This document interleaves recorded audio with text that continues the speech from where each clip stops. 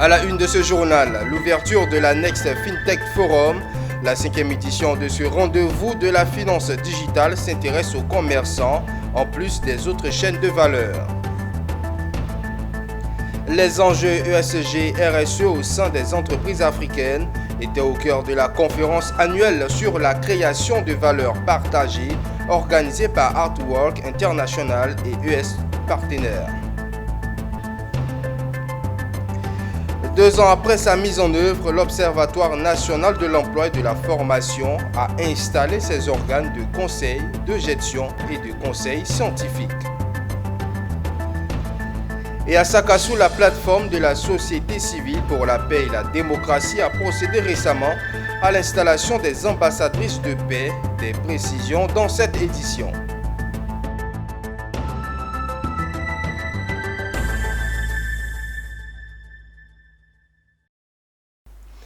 Et bienvenue à tous, vous faites bien de vous informer sur la chaîne au cœur de l'information d'ici et d'ailleurs. Du 16 au 17 novembre 2023 se tient à Abidjan le forum dénommé Africa FinTech Forum, devenu Next FinTech Forum. Ce rendez-vous de la finance digitale a comme innovation pour cette édition 2023 l'implication des commerçants en plus des autres chaînes de valeur. Le thème de cette 5e édition est comment la FinTech façonnera le commerce en Afrique. Le compte-rendu de Pierre Tebeu et Richard Akiki. Le 5e forum de la FinTech est lancé à Abidjan. Un forum qui va se pencher cette année sur la FinTech et le commerce en Afrique. Les organisateurs ont voulu accompagner les commerçants qui utilisent de plus en plus ces technologies, soit pour acheter, soit pour vendre.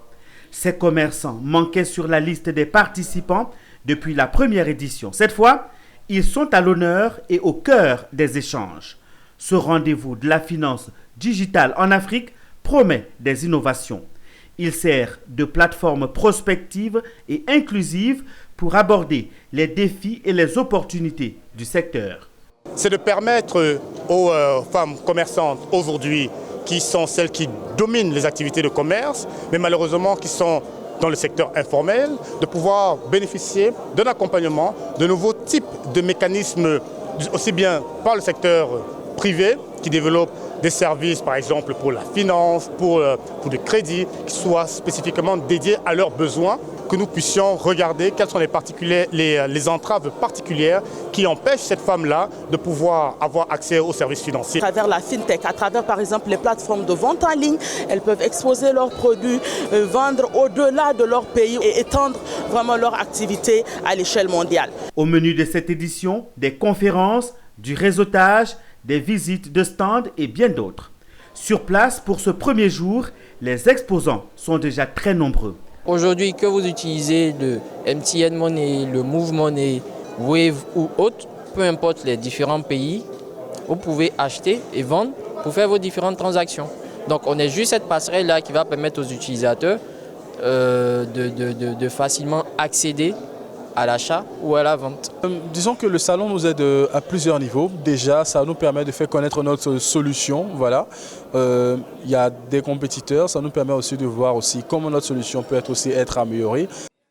L'objectif de ce forum est de stimuler la réflexion prospective, stratégique et approfondie sur le futur de la FinTech en Afrique. Next FinTech Forum se déroule du 16 au 17 novembre 2023 à l'hôtel Radisson Blu à Abidjan.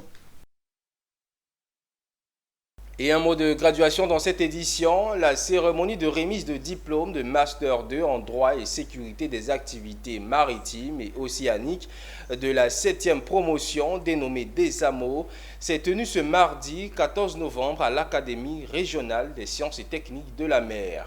Organisée par l'Institut de sécurité maritime interrégional, cette cérémonie a été l'occasion de célébrer les étudiants qui ont brillamment obtenu leur diplôme dans ce domaine pour la sécurité et la gestion des activités maritimes. Le reportage est signé Michel Brault.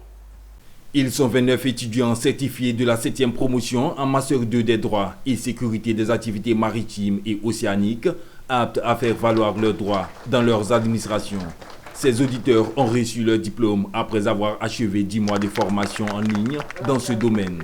L'attribution de ces diplômes démontre une fois de plus la ferme volonté de l'Institut et l'Université de Nantes à participer au renforcement des compétences de ces futures élites dans ce secteur pour le développement socio-économique de la sous-région. Notre école, qui est l'Institut de sécurité maritime interrégionale, est une école qui a été mise en place au sein de l'académie et qui traite de toutes les questions qui sont relatives aux menaces en mer, à la sécurité en mer, aux menaces en mer, des problèmes de sécurité maritime. Et donc, c'est vrai que dans ce cadre-là, dans le développement de cette école, nous avons mis en place ce diplôme-là. Donc, il y a une grande partie des cours qui sont faits en distanciel, en visio, et puis une autre partie qui est faite en présentiel. Donc, c'est un diplôme de l'Université de Nantes, mais avec des modules qui ont été faits ici en Côte d'Ivoire. C'est une équipe de chercheurs qui aujourd'hui est très sollicitée pour pouvoir former les administrations et les équipes un peu partout dans le monde. Et grâce à l'ISMI, on a pu mettre en place un programme qui permet de rendre directement accessible cette connaissance aux administrateurs des pays du Golfe de Guinée. La cérémonie a également été l'occasion pour les étudiants et autorités de remercier les enseignants, mais aussi d'exprimer leur gratitude envers l'ISMI et la RSTM pour l'encadrement. La formation leur permettra d'aborder avec efficience les défis et les enjeux actuels liés à l'ensemble des actes criminels de l'écosystème maritime dans le golfe de Guinée. Nous remercions à titre spécial le directeur de l'Institut de sécurité maritime interrégionale, le colonel Abbé Aké-Lazare, qui a fait mains et pieds pour nous permettre de travailler au cours de cette année académique dans des conditions optimales, ainsi que pour son oreille attentive à nos différentes préoccupations. Nos remerciements vont aussi à l'endroit des responsables de l'Université de Nantes, ainsi que des professeurs de la dite université, des hommes et des femmes grâce à qui nous avons été outillés et nous avons relevé notre niveau. Cette graduation de la 7e promotion du Master 2 des droits et sécurité des activités maritimes et océaniques est un master de l'Université de Nantes. Il s'inscrit dans le cadre de la coopération entre l'État ivoirien et la France qui, à travers l'Institut de sécurité maritime interrégional de la RSTM, traite des questions de sécurité, de sûreté et des menaces en mer. Après avoir conduit la délégation ivoirienne au Salon des banques à Dakar du 1er au 5 novembre dernier, Soro Doté, président de la Confédération des PME-PMI du BTP de Côte d'Ivoire, veut que les AOP et PME soient mis en avant en Côte d'Ivoire, comme cela se fait au Sénégal et dans d'autres pays de l'UEMOA. Au cours d'un point de presse animé récemment, Soro Doté a dénoncé la non-application de la loi numéro 2014-130 du 24 mars 2014 et le décret d'application numéro 2016-112 du 24 février 2016 sur les PME. Pour que ces propositions soient prises en compte, il souhaite une audience avec le Premier ministre. Nous l'écoutons au micro de Diane Kablancan. Nous avons été à Dakar, puisque nous avons été à Dakar pour rapport à ce financement, à la recherche de ce financement, nous avons eu à rencontrer plusieurs organisations professionnelles, que ce soit dans le secteur de l'agriculture, que ce soit dans le secteur du BTP. Nous nous sommes rencontrés et nous avons approché certaines entreprises qui font la même chose que nous, et surtout comme c'était le financement. Il y avait, toutes les banques étaient présentées, la Banque mondiale, la BAD, et puis les entreprises, les autres secteurs d'activité, tels que chez eux c'est le DPME, ici chez nous c'est la FIPME. Alors ces organisations étaient représentées et chacune des organisations a présenté que son tableau, peint son tableau, comment est-ce qu'il accompagne le secteur privé dans son pays. Alors, donc, nous aujourd'hui, en ce qui nous concerne, puisqu'on est à la recherche des financements. Les financements, déjà, l'État de Côte d'Ivoire a déjà prévu que plusieurs choses pour pouvoir accompagner que le secteur privé, que les organisations professionnelles et les PME. Aussi les entreprises artisanales. Quand je parle des organisations professionnelles, vous allez voir ici l'arrêté qui a été signé depuis le ministre Dibi qui est décédé. C'est pour accompagner ici le secteur privé, surtout les organisations professionnelles, dans les investissements en biens et immeubles, équipements et moyens matériels nécessaires. C'est aussi nécessaire aussi à la conduite des activités d'encadrement. Vous avez aussi ces fonds-là, qui sont prélevés que sur la taxe spéciale d'équipement, reversés que pour le secteur privé, c'est 80% de ces fonds qui sont reversés pour le secteur privé pour pouvoir accompagner que les PME, les entreprises artisanales et surtout les organisations professionnelles. Et au chapitre coopération économique, la Banque africaine de développement, la BAD, a discuté avec ses États membres ce jeudi à Abidjan au cours d'un atelier. Cette cérémonie s'est tenue dans le but d'améliorer la communication entre la banque et les pays membres régionaux et pour valider le cadre d'engagement proposé par ces États membres. Atelier suivi par Sandrine Kwame, Maruseri commenté par Zénab Dosso. Discuter des mécanismes de travail nécessaires pour améliorer les relations. C'est le but de cet atelier de haut niveau sur le cadre de collaboration des États membres du groupe de la Banque africaine de développement, en présence notamment des points focaux des ministères des Finances et de l'Économie des 54 pays membres régionaux de la Banque, puis des directeurs du protocole des ministres des Affaires étrangères. Les 95 participants ont discuté sur comment renforcer le dialogue entre les pays en vue d'assurer le progrès socio-économique du continent africain et ses habitants. Le problème de communication est évoqué comme un sujet de préoccupation. En conséquence, la Banque a reconnu la nécessité de mener des consultations approfondies avec les directeurs de protocole des affaires étrangères et les points focaux des ministères des Finances, de la planification ou des banques centrales pour discuter des moyens par lesquels la banque pourrait s'engager rigoureusement pour nos membres régionaux. L'atelier des États membres du groupe de la Banque africaine de développement BAD a été l'occasion de partager les meilleures pratiques qui contribueront à renforcer les opérations de la banque et améliorer la prestation des services des pays respectifs. L'objectif principal de l'atelier est d'établir un document qui va être le document de base pour le travail de la banque et pour la mission de la banque dans les pays membres. En effet, les pays régionaux sont dans le manoir de la banque. C'est de là que nous implémentons les projets. Les membres non régionaux supportent la banque dans le financement des opérations et dans la gestion de la banque. Nous avons d'autres mécanismes pour nous engager avec les pays non régionaux qui font partie de la Banque africaine de développement. Notons que la Banque africaine de développement BAD forge beaucoup d'espoir en la création du réseau pour permettre d'engendrer une plus grande collaboration entre les pays membres de la banque, de faciliter la coordination entre les ministères respectifs en ce qui concerne les événements et activités de haut niveau de la banque et de faciliter les engagements transnationaux sur des questions d'importance mutuelle. La conférence annuelle sur la création de valeurs partagées organisée par Artwork International et US Partenaires s'est tenue récemment. Elle s'est accentuée sur comment intégrer les enjeux ESG, RSE au sein des entreprises africaines pour en faire des leviers de performance et de productivité. Cet événement d'envergure a réuni plusieurs participants issus du monde des affaires, de la société civile et des institutions publiques. Diane Cablancan et Ézéchiel Siri pour Le Point. Les enjeux environnementaux, sociaux et de gouvernance ESG, ainsi que la responsabilité sociale des entreprises RSE, sont devenus des préoccupations majeures dans le monde des affaires. En Afrique, de nombreuses entreprises reconnaissent l'importance d'intégrer ces enjeux dans leurs activités pour garantir la durabilité économique, sociale et environnementale à long terme. La conférence annuelle vise à sensibiliser et à fournir des solutions pratiques pour les entreprises africaines cherchant à adopter les pratiques ESG RSE. Mais les enjeux sont extrêmement importants. En tant qu'entreprise et professionnel, notre rôle est de créer de la valeur.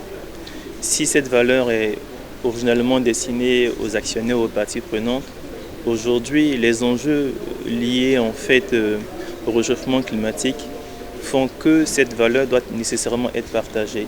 Et donc il était pour nous important de pouvoir sensibiliser des collègues, les entreprises sur la nécessité de créer des valeurs qui tiennent compte des autres paramètres environnementaux, climatiques. Les conférenciers ont souligné l'importance d'intégrer les enjeux ESG-RSE dans les entreprises africaines afin de créer de la valeur partagée. Ils ont mis en avant les avantages potentiels tels que l'amélioration de la réputation de l'entreprise, l'accès à un capital plus durable et l'attraction de talents. Des contributions nationales déterminées de la Côte d'Ivoire dans le cadre de la lutte contre le changement climatique et également parler de la COP 15.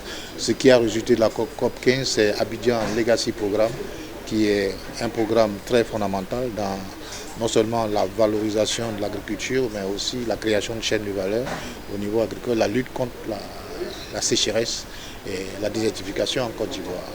Cette conférence annuelle sur la création de valeur partagée a contribué à sensibiliser et à mobiliser les entreprises africaines autour de la question de la responsabilité sociale des entreprises, en mettant en lumière les avantages économiques et sociaux de l'intégration des enjeux ESG-RSE.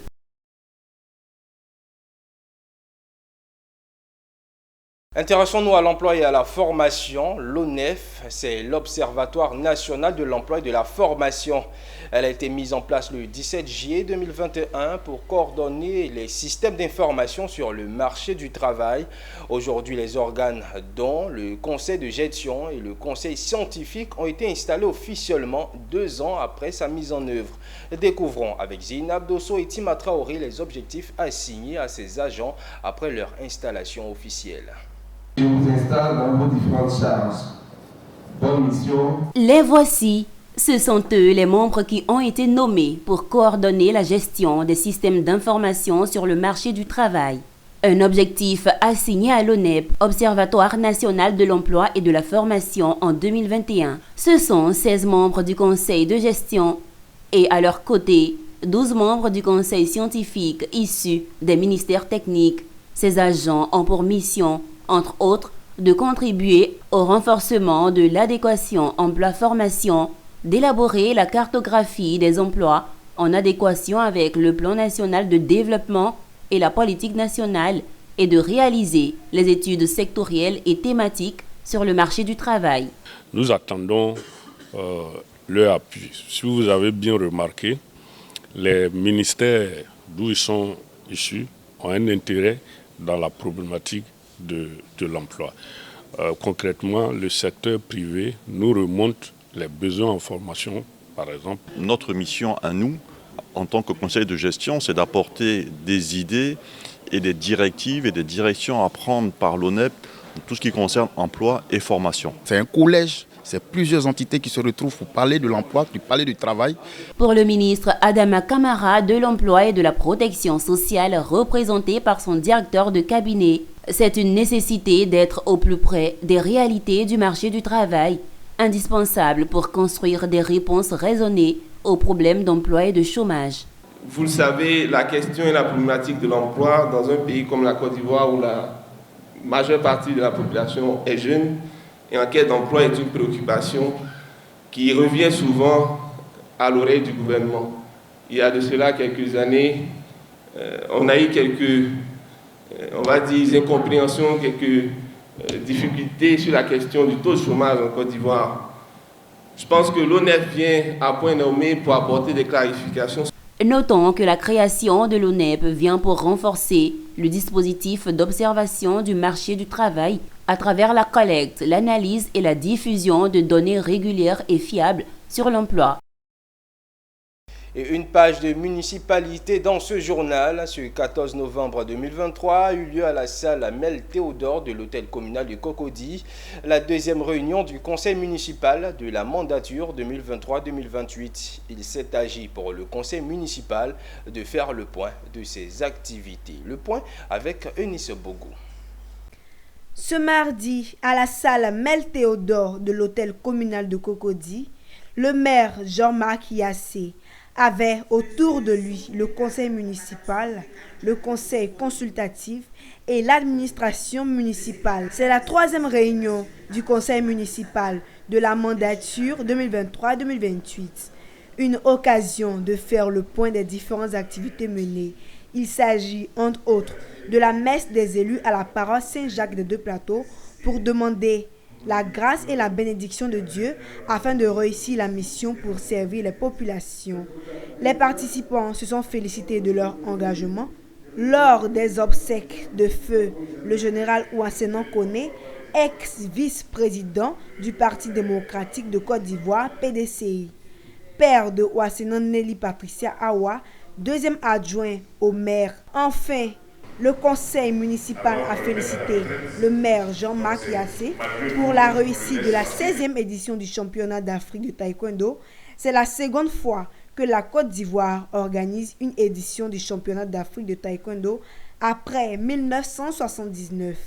Pour rappel, au terme des différentes compétitions de la 16e édition du championnat d'Afrique de taekwondo, la Côte d'Ivoire s'est classée à la 3e place avec 2 médailles d'or, 5 médailles d'argent et 3 médailles de bronze.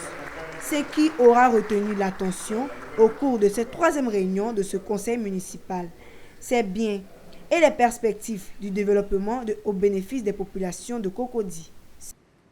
Je pense que vous pouvez retenir que la cohésion règne au niveau du conseil municipal de Cocody, l'entente, et vous avez vu que les questions des conseillers et des adjoints étaient des questions constructives et qui nous permettaient d'avancer. Je crois que si nous continuons sur ce rythme, c'est les administrés de Cocody qui seront heureux parce que nous pourrons réaliser les différents projets que nous leur avons promis. Il y a des projets qui sont quand même lourds et que la mairie ne pourra pas assumer, donc ce ne sont qu'avec des partenaires extérieurs que nous pourrions le faire. Le maire Jean-Marc Yassé entame une nouvelle mandature 2023-2028. La population de Cocody attend beaucoup de ce nouveau mandat.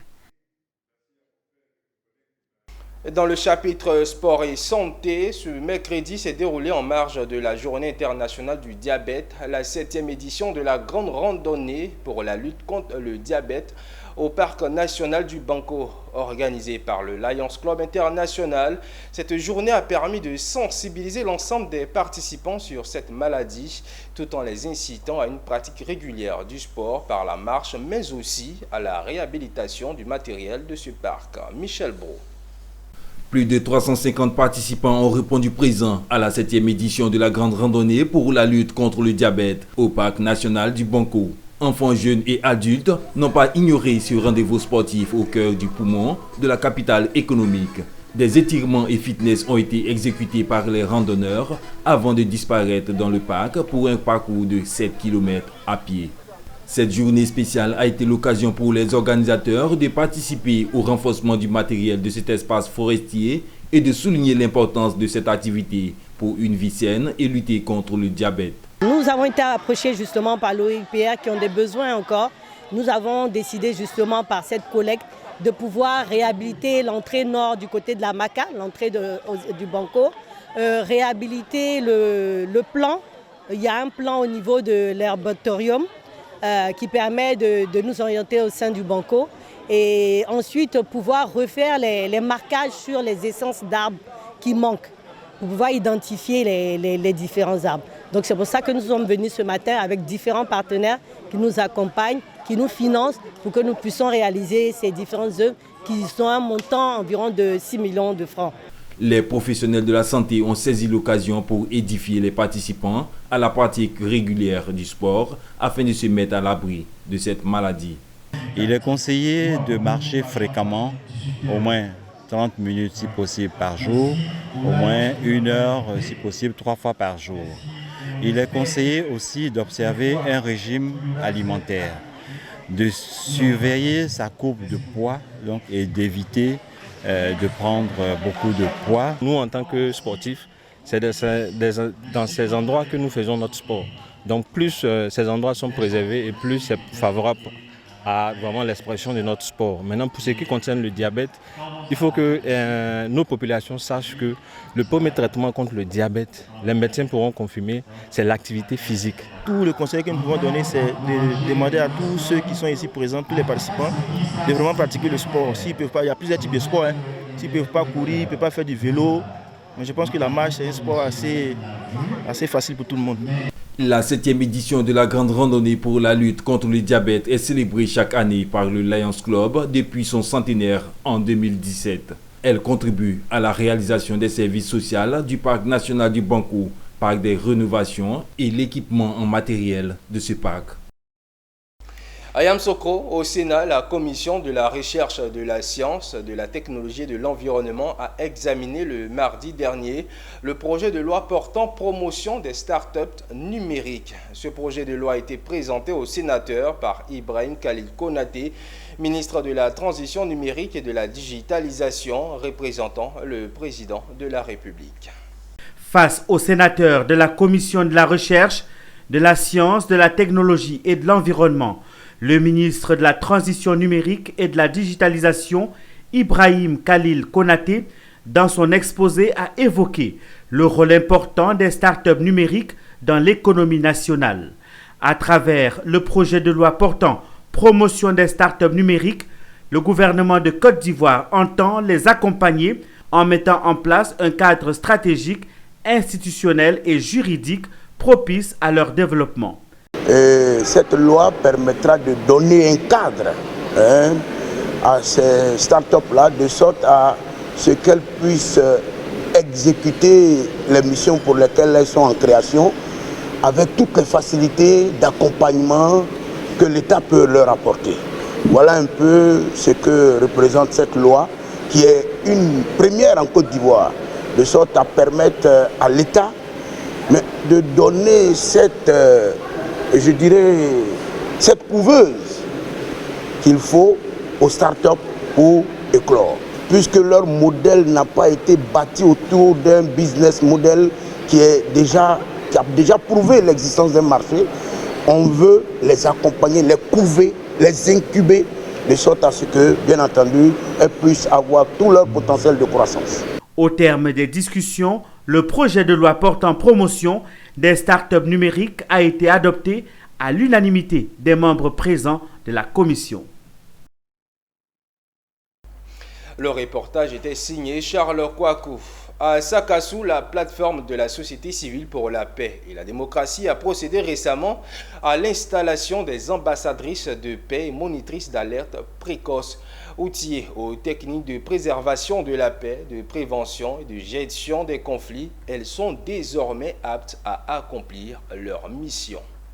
Elles sont désormais les gardiennes de la paix dans le département de Sakassou. Aujourd'hui, munies de leur parchemin, elles ont pris l'engagement devant Anderson Blanc, l'ambassadeur du Canada en Côte d'Ivoire et de l'ensemble de la communauté, de contribuer à la préservation de la paix et à la gestion des conflits à Sakassou. Désormais, nous allons mener cette activité parce que parmi nous, il y a les monitrices d'alerte précoce. Donc on sera à l'écoute de ces alertes-là.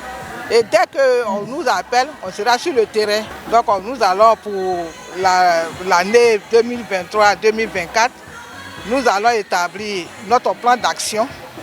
Et en fonction de ça, nous allons mener les activités.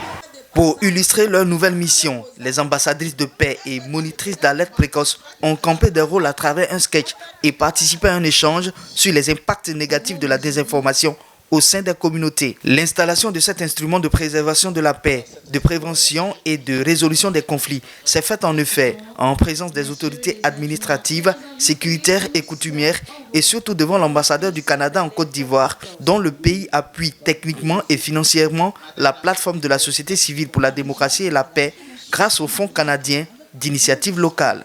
Ce que nous voulons pour les femmes n'est pas fait au détriment des hommes. Parce que lorsque la femme est impliquée, c'est toute la communauté qui en bénéficie. Mesdames les ambassadrices, je souhaite qu'avec vos nouvelles compétences acquises, vous puissiez renforcer et consolider davantage la paix et la cohésion sociale dans le département de Sakassou. Grâce à la plateforme de la société civile, les ambassadrices de paix et monitrices d'alerte précoce ont bénéficié des outils nécessaires pour mieux s'impliquer dans la gestion et résolution des conflits. Elles se doivent désormais de jouer activement leur partition pour éviter les situations de trouble dans le département de Sakassou. Et toujours dans la dynamique d'investiture, Monceau Assa Hippolyte, président régional de la Chambre des métiers du Bas-Sassandra, a officiellement pris fonction. C'est lui qui conduira la politique nationale du CNMC, Chambre nationale des métiers de Côte d'Ivoire, dans cette région du pays. Le commentaire de Mondésir Nascimento. La Chambre nationale des métiers de Côte d'Ivoire, CNMCI, poursuit l'installation de ses démembrements à travers le pays. Récemment, son président national, Bamba Kassoum, a procédé à l'investiture de Monceau Assa Hippolyte, président régional de la Chambre des métiers du Bas-Sassandra. Il assurera le prolongement des missions du CNMCI dans cette région du pays. À cette occasion, des prières, présentations des autres élus et remise de diplômes ont été quelques temps forts. Le président national de la Chambre nationale des métiers de Côte d'Ivoire, après avoir rendu hommage au deuxième vice-président national, a évoqué le rôle du Code de l'artisanat de l'UEMOA, un outil qui permettra la modernisation du secteur. Nous démarrons un mandat et nous souhaitons faire ce mandat pour le bonheur des artisans de Côte d'Ivoire et particulièrement des artisans de San Pedro et du Bas-Sassandra. Le président Alassane Ouattara a permis à la Chambre des métiers d'avoir un code qui est le code de l'artisanat.